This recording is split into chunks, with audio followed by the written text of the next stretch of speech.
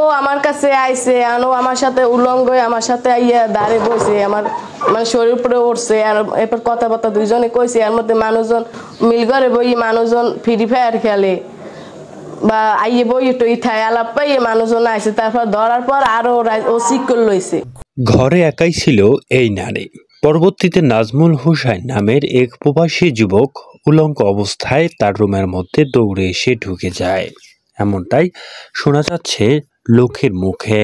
10-12 জন আমার মানে ব্যাপকভাবে আমার মুক্তি বান তারপর পিঠিয়েছে। পিঠানোর পরে আর কি আমার অনেক অত্যাচার করার পর আমার বাবার কাছে ফোন দিতে চাইছে অনেকভাবে, আমার ফোন দিতে দেয় না। পরে আমি হাত বাঁধা সহ তারপর আমার ফোন। নিজের এমন ভিডিও সামাজিক যোগাযোগ মাধ্যমে মা বাবা এবং ভাই বোন দেখায় আত্মখননের পথ বেছে নিয়েছিল এই যুবক। পরবর্তীতে তা সব ঠিক হয়ে যায়। আমি তার চিনি না, আমি বিদেশ থেকে আসছি, আমার এদিকে আমি ব্যস্ততা ফ্যামিলি নিয়ে আমি ঢাকা ছিলাম। বিদেশে আমার টিকিট আছে, আমার বিদেশের টিকিট। আমি ঢাকা থেকে নামছি আপনার এই যে 16 তারিখে ঢাকা থেকে নামছি, ঢাকার আমার টিকিট, ঠিক আছে। আমি মেয়ের আমি আদৌ দেখিও না, চিনিও না, এটা ষড়যন্ত্র। ওই মেয়েকে কোথায় রাইখা আমার নিয়ে আটকাই আর কি মেয়ের সাথে আমার একটা মিথ্যা সাধারণ নাটক করছে ওরা। 1 মাস হয়েছে প্রবাস থেকে দেশে ফিরেছে মোটা অঙ্কের টাকা নিয়ে। সেই টাকা কিভাবে হাতানো যায় তাই কিছু এলাকার দুষ্টু পোলাপান তাকে ধরে এমন ঘটনা ঘটিয়েছে বলে তার দাবি। ওরা দেখা গেছে আমার মারধর করছে, আমার উলঙ্গ ভাবে ছবি তুলছে জোর করিয়া, তারপরে টাকাও নিলে, তারপরে ভিডিও গুলো সামাজিক মাধ্যমে কেন ছাড়লো ওরা? টাকাটা কিনেছে কি কারণে টাকা নিলে গদি গেলাম?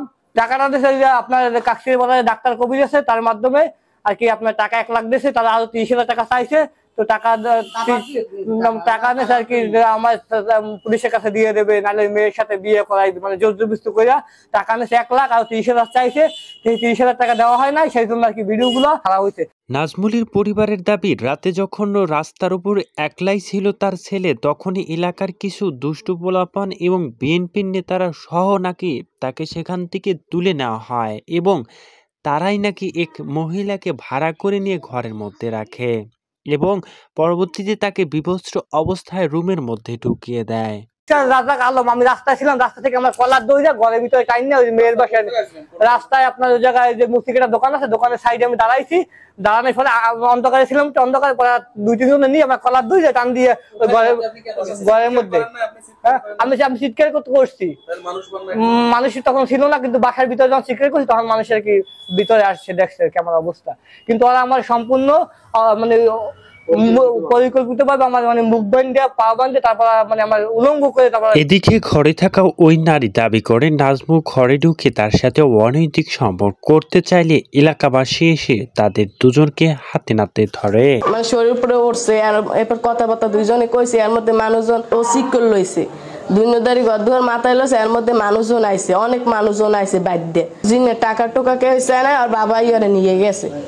টাকা দেয় না বাবা? জিনে আমারে আমার অনেক কইছে যে আমি বিয়ে করবো। তারপর আমি কইছি তাই বিয়ে করবেন। পরে আবার কইছি যদি মানুষজনের দড়ি টড়ি ফালায় তাহলে তো আমার মান সম্মান গেছে, আমি মরা ছাড়া কোনো উপায় নাই। আর আমি ঘর ছাড়া আমি অন্য দেশে যাই থাই ডরের চড়ে, কিন্তু আমার মাটি টেরি থুয়ে যায় আমার পোলাটা লইয়ে। আমি চাই আমি অল্লাগে বিয়ে বমু, আমার মান সম্মান গেছে, আমার বাইসে থার কোনো মানি গেছে। ওই দিন ওকে ছাড়া হয়েছে কেন? বিয়ে করবে এই শর্তে না অন্য কোনো শর্তে? জি না, সত্যি ও আমার সাথে কথা বলছে, বিয়ে করার কথা বলছে ও আমার লগে। ও তো আমার বিয়েই কর। যারা ধরছে এর ভিতরে ছিল কারা কারা? অনেক মানুষ, কার নাম কম? অনেক মানুষ। অনেকজন বলতে কারা কারা? একটু 2-1 জনের নাম বলেন। ওখানে ছিল বা কালাম ভাই 1 লক্ষ টাকা মুক্তিপণ চাইছে ওই ছেলের কাছে, কি সত্য?